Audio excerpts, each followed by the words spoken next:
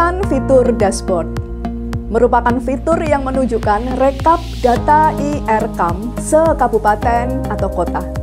Data rekap IRCAM tersebut terdiri dari 1. Data pendapatan, belanja, saldo, baik anggaran maupun realisasi.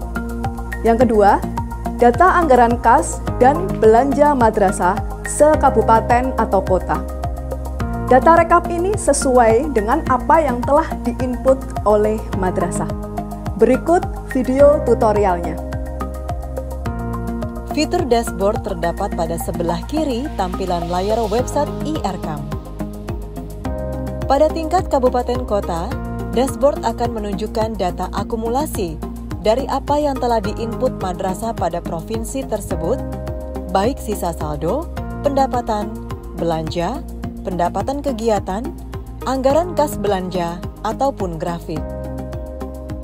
Jika fitur dashboard masih kosong, hal tersebut menandakan bahwa belum ada madrasah yang menginput IRCAM untuk 2023.